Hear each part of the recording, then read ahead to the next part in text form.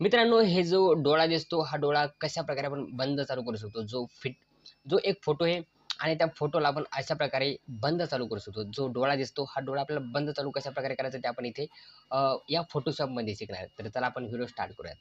तर आपल्याला मी इथनं जे ब्लिंकिंग लाईन झालेली मी थोडंसं याला सर्व क्लोज करून घेतो आणि नवीन एक फोटो तयार करू आपण. ठीक आहे. मी याला इथनं क्लोज करून घेतो. ओके. सर्व हे पूर्ण मी इथनं क्लोज केलेले आहे. आता आपल्याला एक फोटो घ्यायचा जो की मी आताची तुम्हाला ब्लिंकिंग आईज कशी करायची, जे की डोळा बंद चालू कसा करायचा. या फोटोशॉपमध्ये कुठेतरी क्लिक करायचं. क्लिक केल्यानंतर आपल्यासमोर एक फोटो झालेले आहेत. मी हा फोटो सिलेक्ट करतो. फोटो सिलेक्ट झाल्यानंतर इथे जे एक नाव दिसतं, या नावाला आपल्याला इरेज करायचं, या नावाला काढून टाकायचं. मग त्यावेळेस काय करायचं, एक इथे क्लोन दिसतं बघा, एक क्लोन स्टॅम्प आहे जे की आपल्याला सेम कलर असेल तो दुसरीकडे आपल्याला देण्यासाठी. जसे की इथे तुम्हाला ब्रश दिसतं ना, या ब्रशची साईज कमी जास्त करण्यासाठी कीबोर्डवरील जे स्क्वेअर ब्रॅकेट आहे, स्क्वेअर ब्रॅकेटनी साईज वाढवता येते. ओके. मी याचं थोडंसं झूम करून घेतो तुम्हाला व्यवस्थित दिसण्यासाठी. आणि हे जे क्लोन स्टॅम्प आपण यूज केलेले, त्यानंतर अल्ट होल्ड करायचं. अल्ट होल्ड करायचं, जिथे आपल्याला पाहिजे तिथे क्लिक करायचं. जसं की मला हा कलर पाहिजे, मग याच्यावरती क्लिक करायचं. क्लिक केल्यानंतर याच्यावरती ड्रॅग करायचं. ओके. असं ड्रॅग करून घ्यायचं. त्यानंतर थोडीशी साईज याची वाढवून घेतो मी, म्हणजे आपल्याला व्यवस्थित ते करता येईल. मी ते अल्ट होल्ड करतो आणि क्लिक करतो आणि सेम कलर इथे असा देता येतो आणि त्यानंतर इथे क्लिक करतो आणि अल्ट होल्ड करायचं आणि तो कलर इकडनं असा इकडे घ्यायचा आहे. ओके. त्यानंतर याला मी करून इथे बघा, इथे आपण रिमूव्ह केलेले. त्यानंतर आपल्याला इथे काय पाहिजेत, लेअर पाहिजेत. तर ती लेअर घेण्यासाठी आपल्याला कीबोर्डवरील F7 बटन प्रेस करायचं. F7 बटन प्रेस केल्यानंतर इथे बॅकग्राऊंड एक लेयर आहे. या लेयरला एक डुप्लिकेट लेयर तयार करायची. डुप्लिकेट लेयर करण्यासाठी या लेयरवरती राईट क्लिक करायचं. त्यानंतर डुप्लिकेट लेयरवरती क्लिक करायचं आणि इथे जर रिनेम करायचं तर रिनेम करू शकता किंवा डायरेक्ट ओकेवरती क्लिक करायचं. तर आपल्यासमोर अशा 2 प्रकारचे इथे लेयर दिसतात. एक डुप्लिकेट लेयर आणि एक जी की आपली बॅकग्राऊंड लेयर आहे ती. या लेयरवरती क्लिक केलेलं आहे. त्यानंतर आपल्याला काय करायचं, या डोळ्यांना बंद करायचं. ओके. या डोळ्यांना बंद करण्यासाठी थोडंसं मी याला झूम करतो, म्हणजे तुम्हाला ते व्यवस्थित दिसेल. ओके. त्यानंतर स्पेस द्यायचं. स्पेस दिल्यानंतर थोडंसं आपल्याला या फोटोला असं ॲडजस्ट करता येतं. ओके. मी इथपर्यंत घेतलेले. त्यानंतर या डोळ्याला बंद करण्यासाठी इथे यायचं आपल्याला फिल्टरमध्ये आल्यानंतर इथे बघा लिक्विफाय, या लिक्विफाय ऑप्शनवरती क्लिक करायचं. ओके. याच्यावरती क्लिक केल्यानंतर बघा आपल्यासमोर परत तो फोटो आलेला आहे. या फोटोला मी थोडंसं झूम इन करून थोडं साईडला ड्रॅग केलेले आहे आणि हे जे डोळा दिसतं याला पूर्ण बंद करायचं. तर बंद करण्यासाठी वरती जे दिसतं ना, याला म्हणतात forward wrap tool. Okay. Forward wrap टूलवरती क्लिक करायचं. त्यानंतर जिथे पाहिजे तिथे असं क्लिक करून साईडला असं ड्रॅग करायचं. ओके. मी याला पूर्ण असं क्लिक करून साईडला ड्रॅग केलेलं आहे.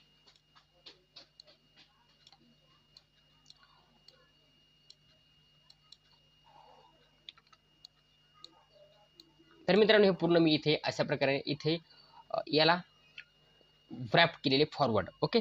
आता याला काय करायचं, इथे ओके वरती क्लिक करायचं. ओके वरती क्लिक केल्यानंतर बघा हे बंद झालेला आहे डोळा.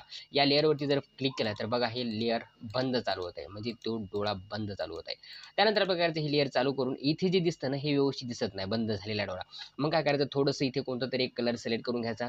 इथे यायचं, या स्टॅम्पवरती क्लिक करायचं, क्लोन स्टॅम्पवरती, आणि इथनं एक कोणताही कलर सिलेक्ट करून घ्यायचा. इथे मी थोडी साईज कमी करून अल्ट होल्ड करायचं आणि क्लिक करायचं. क्लिक केल्यानंतर याच्यावरती पूर्ण तो कलर घ्यायचा आहे. मी इथे क्लिक करून असं काय करतो, याला ड्रॅग करतो. ओके. आता थोडंसं व्यवस्थित दिसत आहे. ओके. आता त्यानंतर काय करायचं, इथे खाली अजून थोडासा पांढरा कलर दिसत आहे. मी इथे काय करतो, नवीन लेअर घ्यायची. या लेअरवरती आपल्याला काय करायचं, इथे पॉलिगॉनल लॉसो टूल आहे, मॅग्नेटिक टूल आहे. मी पॉलिगॉनल लॉसो टूलवरती क्लिक करतो आणि याला असं क्लिक करून याला व्यवस्थित असं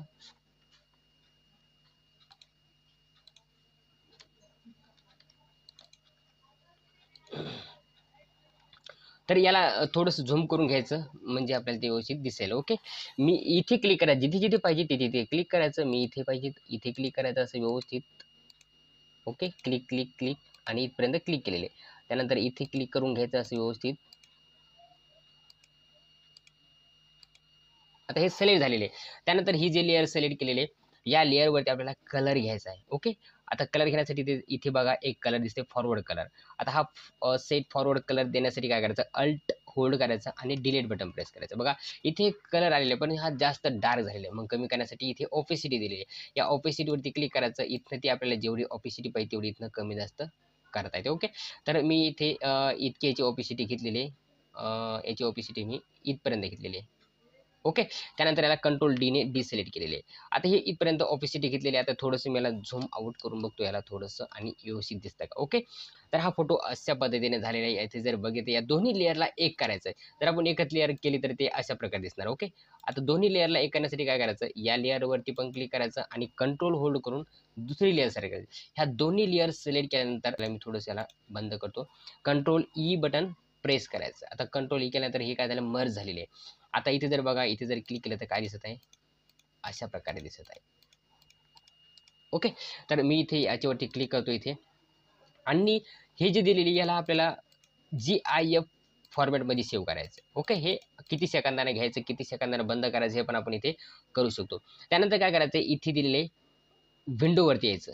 विंडोमध्ये आल्यानंतर ॲनिमेशनवरती क्लिक करायचं. ॲनिमेशनमध्ये दिल्यानंतर इथे बघा एक काय दिसतं आपल्यासमोर, एक लेयर दिसते. या लेयरला काय करायचं, डुप्लिकेट करायचे. तर इथे दिलेली डुप्लिकेट. आता डुप्लिकेट केल्यानंतर इथे बघा याच्यावरती क्लिक करायचं. तर हे काय लेयर दिसत आहे पण हे बंद चालू होत आहे. त्यानंतर ही लेयर बंद करायची एक. या लेयरला काय केलेलं मी, हे जे आहे याच्यावरती क्लिक केलं तर काय होतं, ते लेयर व्हिजिबल होतं, म्हणजे ते बंद होते. इथनं ते लेयर बंद होते. आता जर इथे क्लिक केलं तर काय होतंय बघा, बंद चालू होत आहे डोळा. आता हा डोळा बंद चालू होता, मग इथं आपण याचं या सेट पण करू शकतो. आपला टाइम किती घ्यायचा आहे, 1 सेकंद घ्यायचा आहे. 1 सेकंद जर घेतला तर बघा इथं काय होतंय, हा 1 सेकंद आहे. त्यानंतर ज्याला मी 2 सेकंद घेतला, 0.2 सेकंद घेतला, तर बघा काय होत आहे, हा 0.2 सेकंदवरती बंद चालू आहे. म्हणजे आपल्याला अशा प्रकारे आपण बंद चालू, जो डोळा किती सेकंदानं बंद चालू करायचा ते इथनं आपण करू शकतो.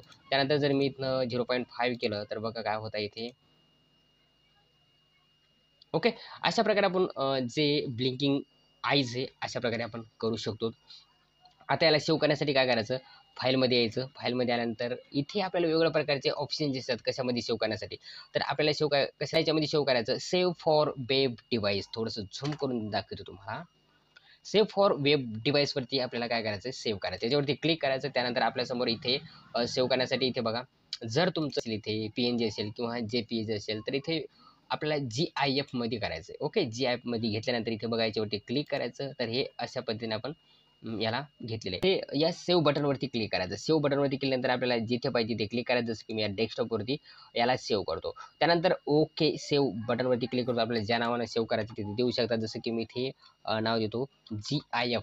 ओके, एक या फोटोला GIF या नावाने दिलेलं आहे. त्यानंतर ओके सेव्ह वरती क्लिक केलेलं आहे. आता आपण त्याला बघू कुठे सेव्ह झालं, तर इथे बघा, इथे डेस्कटॉपला सेव्ह झालेलं आहे. याच्यावरती डबल क्लिक करून जर ओपन केलं तर तो फोटो हा GIF मध्ये सेव्ह झालेले आहे. GIF फॉर्मॅटमध्ये झालेले. हे ऑटोमॅटिक हे असं चालू राहत आहे. तर मी अशा पद्धतीने याला ब्लिंकिंग आईजमध्ये कन्व्हर्ट